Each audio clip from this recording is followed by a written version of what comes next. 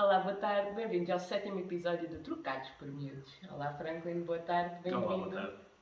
Obrigada por teres recebido o nosso convite. Obrigado pelo convite. Em participares aqui em mais um episódio. E desta vez o tema começa a aquecer um bocadinho. E vamos falar um pouco de sexualidade, não é verdade? A tentar aqui responder às perguntas de pais e professores e professoras e mães e famílias, etc.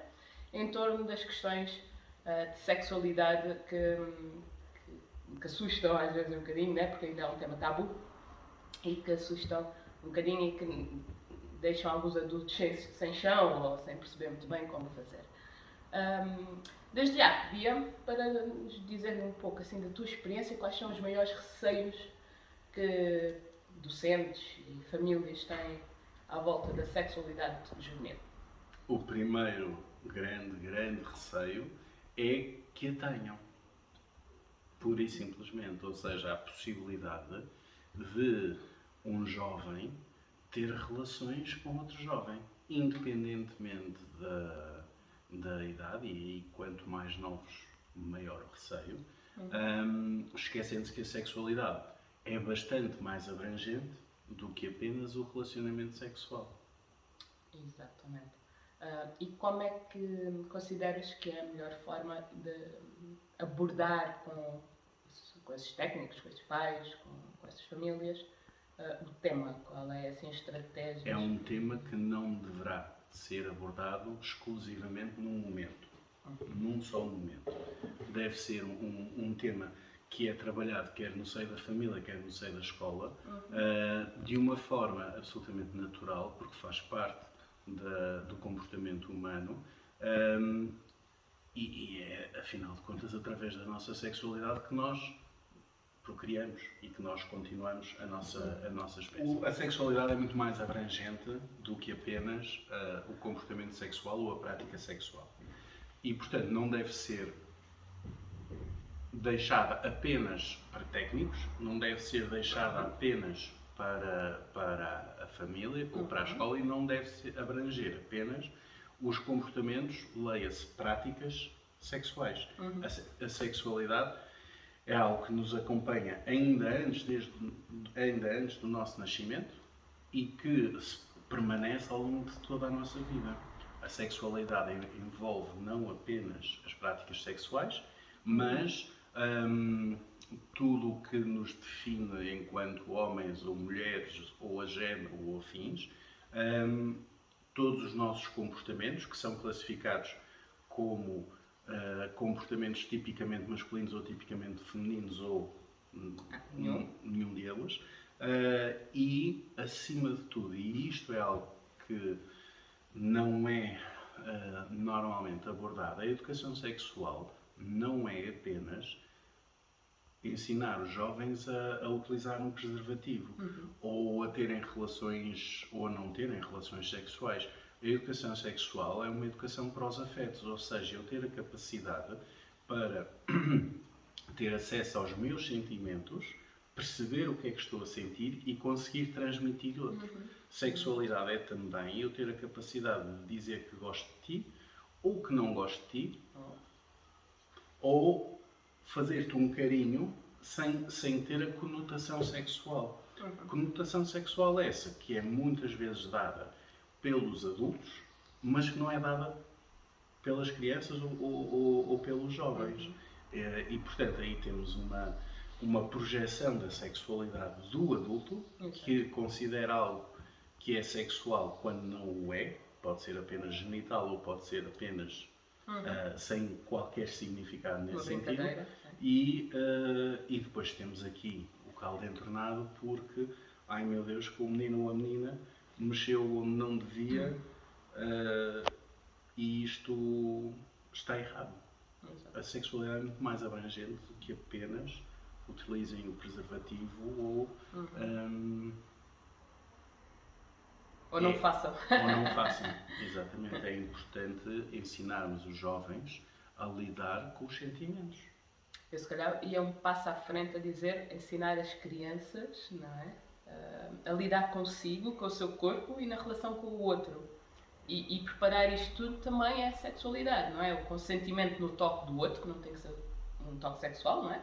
Mas quando é que podemos tocar no corpo de outra pessoa, quando é que podemos expressar determinada coisa com o consentimento da outra pessoa, já começa a ser educação sexual. No sentido em que já começamos a preparar aquele ser, aquela pessoa, para vir a ter relações sexuais saudáveis, adequadas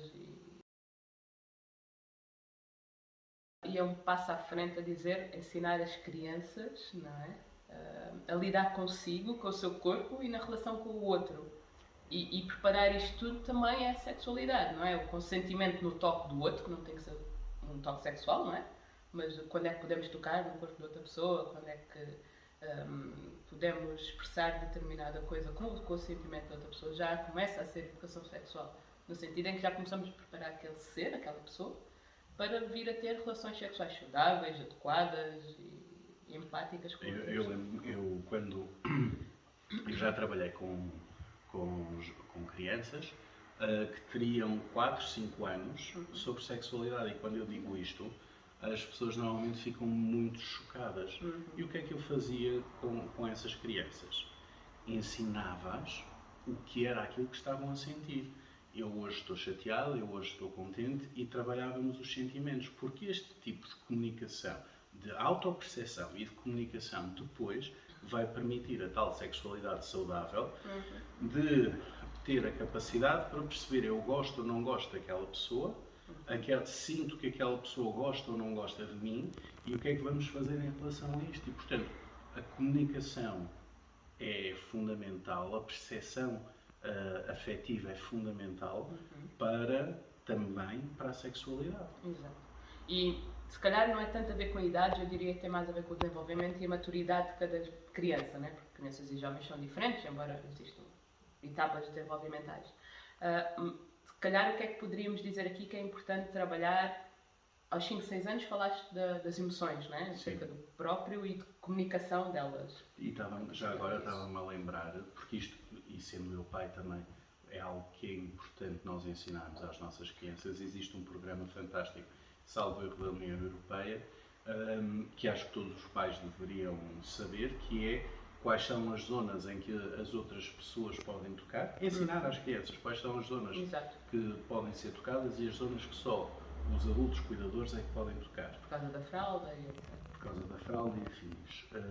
Mas mesmo em crianças mais velhas que já não utilizam fralda, uma boa maneira de explicar às crianças onde é que se pode tocar e onde é que não se pode tocar é tudo o que está debaixo da roupa interior, cuequinha, sutiã, por exemplo, bolsas, não pode ser tocada a não ser pelos adultos cuidadores ou pelo próprio. Tudo o que seja fora disso já são toques ou neutros ou afetivos, e isto é uma forma muito prática e fácil de explicar às crianças onde é que se pode tocar e onde é que não se pode tocar, quais são os limites para. Então começamos por, se fizermos o fio desenvolvimental, começaríamos a dizer que os primeiros passos falar das emoções, do próprio e do outro, não é? O toque do corpo, seja no nosso, seja da outra pessoa, o consentimento, e depois quando é que achas que poderíamos passar a falar do corpo? Do corpo, genitais, prazer sexual. Genitais e prazer sexual não é necessariamente a mesma coisa, porque há uma altura muito típica na exploração das crianças, por volta dos 3 anos, isto com as devidas variações, em que existe uma exploração genital, ou seja, as crianças tocam, seja no pénis, seja na vulva, seja no ânus, para sentirem todas as sensações associadas a isso, mas que não é sexual, é apenas genital, é apenas para experimentarem. E depois, mais à frente, é que existirá, e portanto estamos a falar do início da adolescência, muito marcado, por exemplo, nas raparigas pela menarca, que é a primeira menstruação, em que já poderá haver, e isto com as variações individuais típicas, uma tentativa de exploração do corpo mais sexual do que propriamente genital. Também é importante, nesta altura, ensinarmos, quer rapazes, quer raparigas, o próprio corpo, ok? Exato. Independentemente da identidade de género Claro. das pessoas. Porquê? Porque, por exemplo, um rapaz olha para o pénis e vê o pénis todos os dias. Uma rapariga não vê a vulva, a não ser que olhe especificamente para ela. E um truque ótimo para explorar é pegar num espelho, meter no meio das pernas e, sentando-se, não é? Começar a perceber, porque todas as vulvas são diferentes, o que é que são os grandes lábios, pequenos lábios, onde é que está o clitóris, o que é a uretra, onde é que está o orifício vaginal propriamente dito, e tudo isto é uma forma extremamente eficaz e simples e extremamente importante de exploração do próprio corpo. É tão importante como sabermos onde é que fica a nossa boca, os nossos olhos e afins. Exatamente. Ok, por hoje mantemos então o nosso episódio centrado aqui no desenvolvimento e no que é que os pais e docentes podem falar com as crianças ao longo das várias etapas no próximo episódio. Obrigada, Fran. Obrigado pelo convite. Até logo.